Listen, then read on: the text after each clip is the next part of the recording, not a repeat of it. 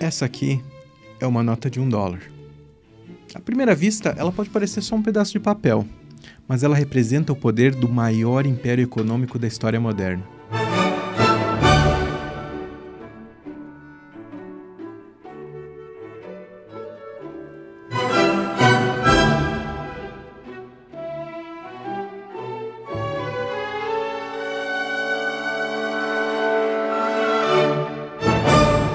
Esse pedaço de papel é aceito em praticamente qualquer lugar do mundo. É usado para comprar tudo, desde o petróleo do Oriente Médio e a soja do Brasil, até os carros da Alemanha e os eletrônicos da China. O dólar representa 57% de todas as reservas cambiais do mundo e 88% de todas as transações internacionais. E o dólar não é apenas uma moeda. Ele é uma arma geopolítica. Com ela, os Estados Unidos conseguem aplicar sanções devastadoras em qualquer país, simplesmente cortando ele do sistema financeiro global. Quando a Rússia invadiu a Ucrânia em 2022, os Estados Unidos não precisaram enviar um único soldado para causar devastação na economia russa. Os Estados Unidos, junto com a União Europeia, simplesmente cortaram os principais bancos russos do sistema SWIFT, a rede que processa pagamentos internacionais em dólares. Do dia para a noite, empresas russas simplesmente não conseguiam mais pagar os seus fornecedores estrangeiros e muitas multinacionais resolveram simplesmente abandonar o país. Cidadãos russos com cartões de crédito Visa e Mastercard viram seus cartões serem rejeitados ao redor do mundo. E reservas de 300 bilhões do Banco Central Russo, guardadas em bancos americanos e europeus, foram simplesmente congeladas. Era como se a Rússia tivesse sido expulsa da economia global com o apertar de algumas teclas. Sem disparar um tiro, os americanos conseguiram causar mais dano à economia russa do que décadas de guerra convencional causariam. E quer saber o que é mais impressionante? Essa notinha aqui, tão pequena mas tão poderosa, capaz de causar impactos econômicos gigantescos mundo afora, não vale $1 porque tem ouro, prata, petróleo ou qualquer outra coisa por trás dela. Ela vale $1 por uma razão muito mais simples. Porque o mundo inteiro acredita que ela vale $1. Olha aqui. In God we trust. Em Deus nós confiamos. A confiança é uma parte tão importante do valor do dólar que ela está impressa até na própria nota. É a confiança na economia dos Estados Unidos e na sua solidez financeira que sustentam o dólar. Mas e se eu te dissesse que esse sistema tem dado sinais de que pode estar chegando ao fim? A participação do dólar nas reservas mundiais caiu para o seu menor nível em 25 anos. A China e a Rússia já comercializam entre si sem usar o dólar.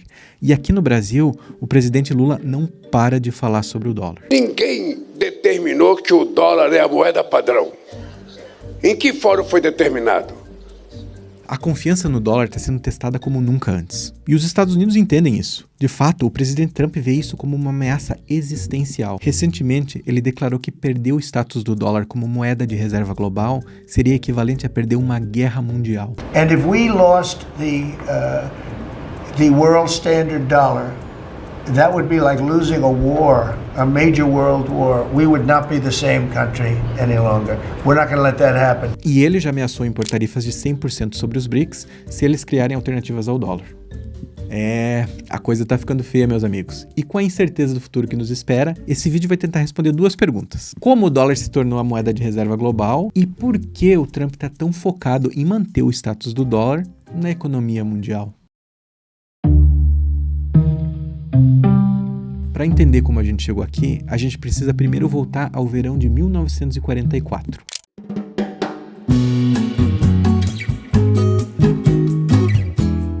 No mês de julho daquele ano, representantes de 44 países se reuniram no luxuoso Mount Washington Hotel, em Bretton Woods, New Hampshire, para discutir o futuro da economia mundial. O mundo estava saindo da Segunda Guerra, a Europa e boa parte da Ásia estavam em ruínas e alguém precisava reorganizar o sistema financeiro global. Os Estados Unidos estavam saindo da guerra como a única superpotência econômica intacta. A economia americana representava 35% do PIB mundial e o país controlava cerca de 70% das reservas de ouro do planeta. E como a única superpotência, os americanos tinham uma proposta muito simples para o resto do mundo: tornar o dólar a moeda de reserva global. Em outras palavras, o dólar se tornaria a moeda usada pelo mundo em todas as transações internacionais, incluindo no comércio mundial, investimentos internacionais e em todos os aspectos da economia global. Tá, mas por que os outros países aceitaram isso?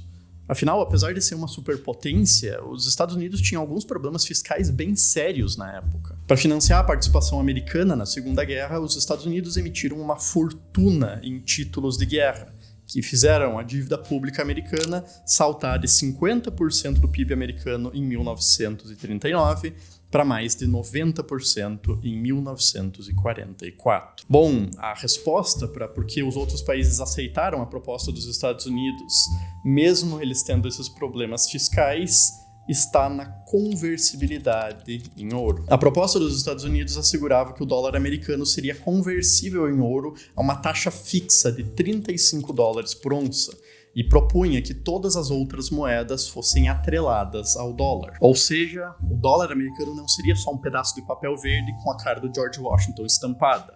Ele seria uma promessa concreta. Para cada $35 que um banco central estrangeiro tivesse, o governo americano se comprometia a entregar 1 onça de ouro para ele, cerca de 28 gramas, caso ele quisesse fazer a conversão.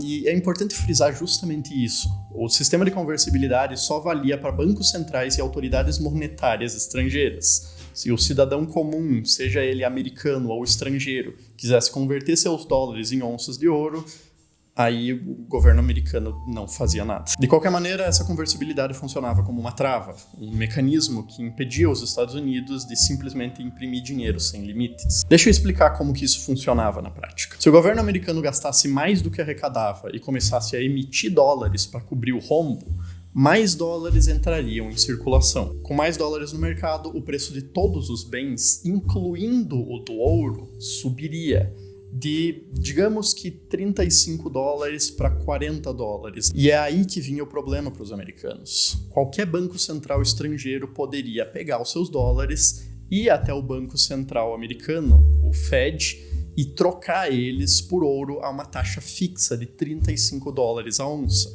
Depois eles podiam pegar esse ouro e ir no mercado padrão e vender ele por $40 a onça, embolsando a diferença. O resultado seria uma corrida ao ouro americano. O Fed perderia suas reservas rapidamente, forçando o governo a parar de emitir dinheiro e a equilibrar as contas. Era um sistema de freios automático. Se os Estados Unidos abusassem do poder de emitir a moeda global, eles perdiam ouro até ser obrigados a se comportar. Por isso que outros países confiavam no dólar. Não era só fé no governo americano, era matemática pura. Cada dólar tinha um lastro em ouro assegurado. Mas aqui vem a primeira pegadinha. Em 1971, com os gastos da Guerra do Vietnã explodindo e países como França e Alemanha correndo para trocar seus dólares por ouro, o presidente Nixon fez algo que mudou para sempre o sistema financeiro global. Ele quebrou a promessa e acabou com a conversibilidade do dólar em ouro. O dólar deixou de ser uma moeda forte lastreada em ouro para ser o que os economistas chamam de moeda fiat, uma moeda emitida por decreto do governo, sem lastro em nenhuma commodity física. Em essência, o dólar virou uma moeda lastreada inteiramente em trust, na confiança. Nesse caso, na confiança no governo americano e na solidez das suas finanças. E é óbvio que o Nixon deixou claro que a suspensão da conversibilidade do dólar era apenas uma solução temporária. E como todo mundo sabe, não existe nada mais permanente do que uma solução temporária. Resultado, 54 anos depois, o mundo ainda espera essa solução temporária acabar. Mas os Estados Unidos sabiam que a suspensão da conversibilidade podia ameaçar a hegemonia do dólar no mundo. Eles precisavam de algo além da simples confiança no governo americano que forçasse o mundo a continuar usando dólares mesmo sem o lastro em ouro. A solução veio em 1973, com o que ficou conhecido como o Acordo do Petrodólar. Os Estados Unidos fizeram um pacto informal com a Arábia Saudita, o maior exportador mundial de petróleo. Os sauditas só venderiam petróleo em dólares e, em troca, os americanos forneceriam equipamento militar e garantiriam a proteção do reino. Como o petróleo é a commodity mais importante do mundo e todo país precisa de energia, isso criou uma demanda artificial gigantesca por dólares. Se você quisesse comprar petróleo de qualquer lugar do mundo, tinha que ter dólares. O acordo se espalhou para outros países produtores de petróleo, e assim nasceu o sistema do petrodólar, que sustenta a hegemonia americana até hoje. O mundo não usa dólares porque quer, usa porque precisa, para comprar energia. O que emergiu foi um sistema ainda mais vantajoso para os americanos. O mundo inteiro continuou usando dólares, mas sem a conversibilidade, os Estados Unidos agora ficaram livres para fazer exatamente o que o sistema anterior impedia: imprimir dólares sem limites para financiar os seus gastos. Se o governo gastasse mais do que arrecadava, não havia mais risco de corrida ao ouro. O Banco Central podia simplesmente monetizar a dívida, que é um termo técnico para ligar a impressora de dinheiro e financiar gastos com moeda nova. Tá, mas e a inflação que isso causava? Problema do resto do mundo, não dos Estados Unidos. Quando você imprime muito dinheiro, os preços sobem. É o que aconteceu em qualquer país que tentou isso antes. Na Alemanha, na Hungria, no Brasil, na Venezuela e no Zimbábue. Mas como o mundo inteiro usa dólares, a inflação não fica só nos Estados Unidos.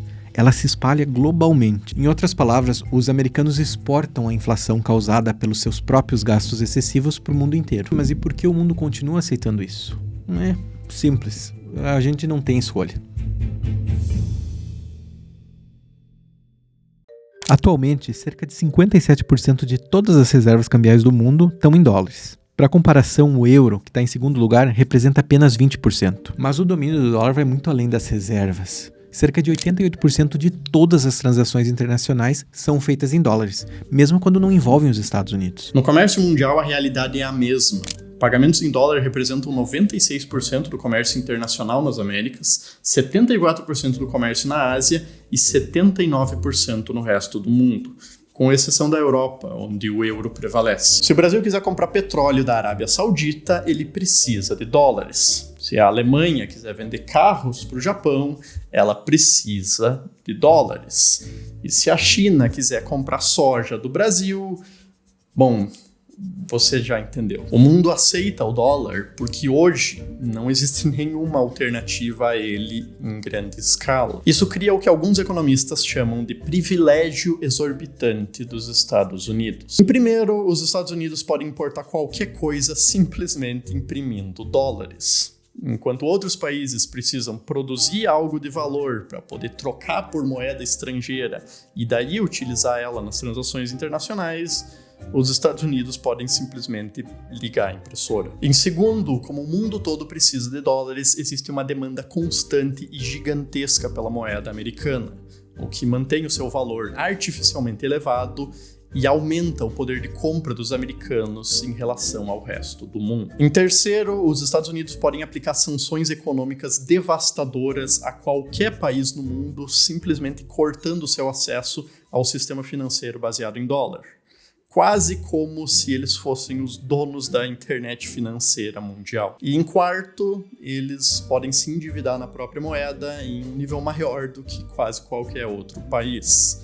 Simplesmente porque a demanda por dólares é maior do que de qualquer outra moeda no mundo. Tudo isso faz com que o dólar pareça a moeda perfeita, não é mesmo? Só que, bom, digamos que não é bem assim. Apesar de parecer um esquema perfeito para os americanos, existe um problema fundamental nesse sistema. Esse problema foi identificado em 1959, quando o dólar ainda era conversível em ouro, por um economista chamado Robert Triffin, e ficou conhecido como o Dilema de Triffin.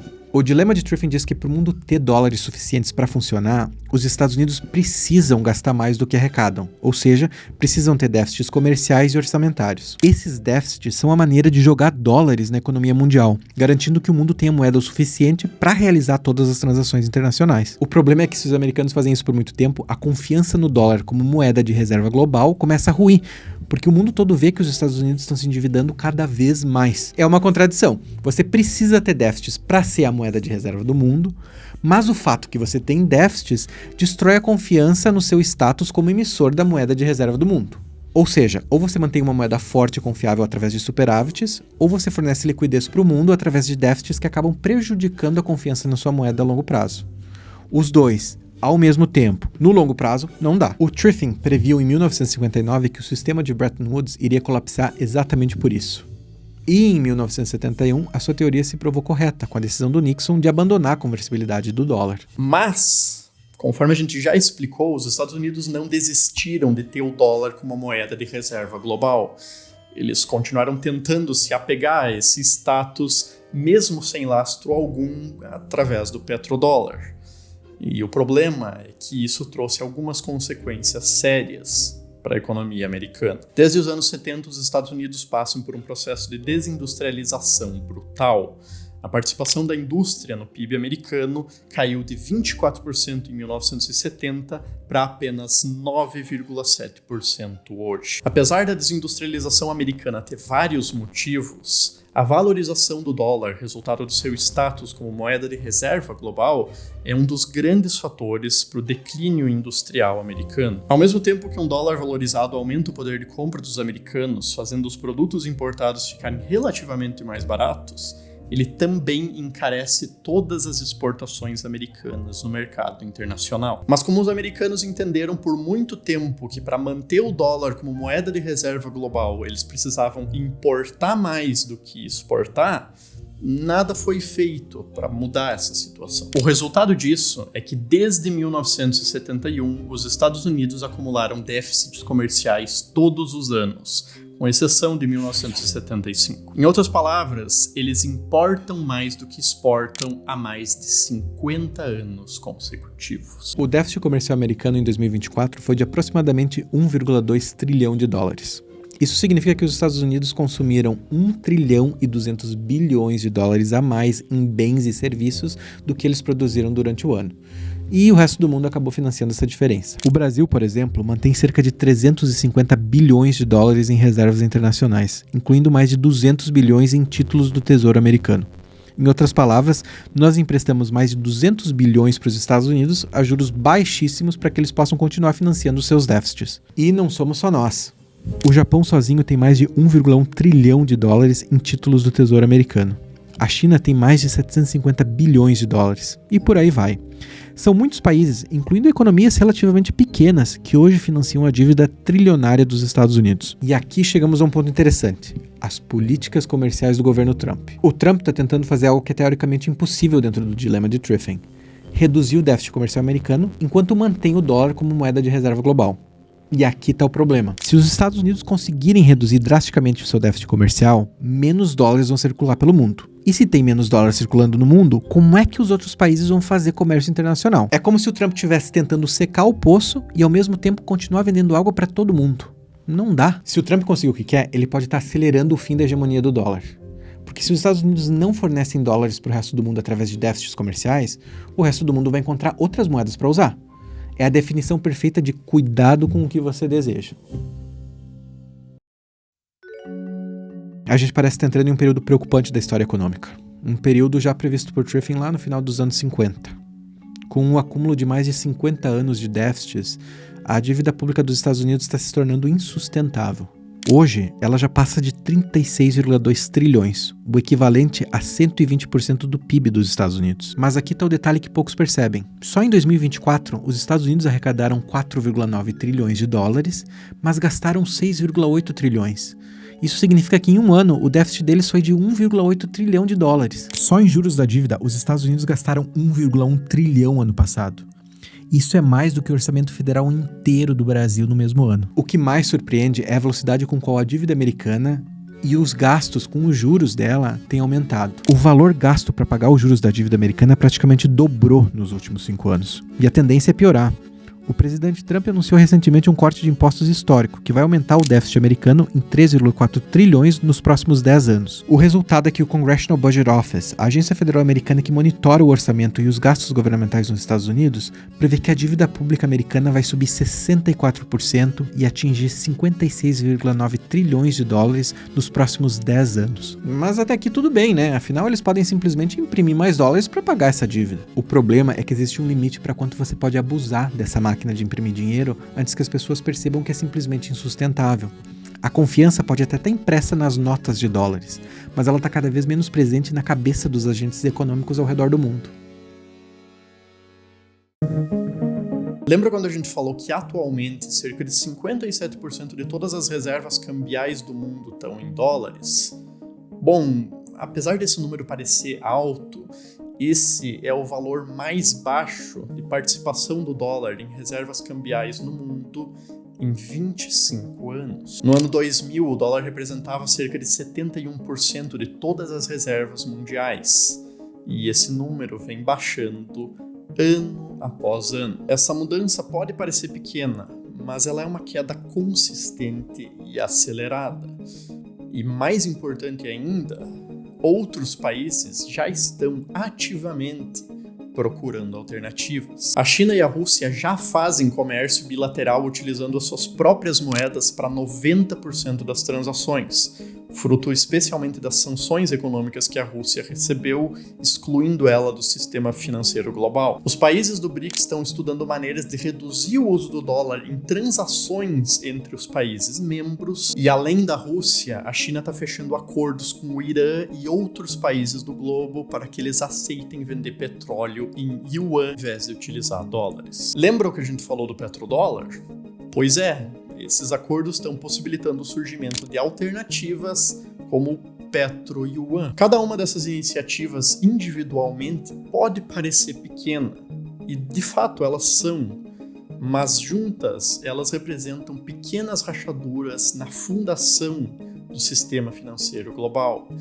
E elas levantam questões sobre o que a partir de agora está por vir. Bem, a verdade é que ninguém sabe quando e se a hegemonia do dólar vai de fato acabar. O sistema de Bretton Woods, mesmo com suas contradições internas, funcionou por 27 anos. O sistema atual do dólar fiat já dura mais de 50. Voltando àquela nota de $1 lá do início do vídeo, ela pode continuar sendo a moeda mais importante do mundo pelos próximos 50 anos.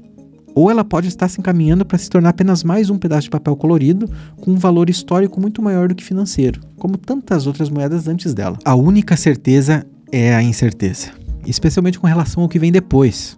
Será talvez um mundo multipolar, composto do euro, do yuan e do dólar americano dividindo o espaço, cada um talvez dominante na sua região geográfica? Será talvez uma outra moeda que vai emergir como a nova reserva de valor mundial? Uma moeda digital, talvez? Ou uma lastreada em ouro? É literalmente impossível saber. A verdade é que, como qualquer outro sistema que um dia já fracassou, o declínio de uma moeda geralmente segue uma lógica muito particular. Ele começa lentamente até que um dia, de repente, ele colapsa. Fica a dica. Por hoje é só, pessoal. Muito obrigado pela atenção e pelo apoio e nós nos vemos na próxima. Tchau, tchau.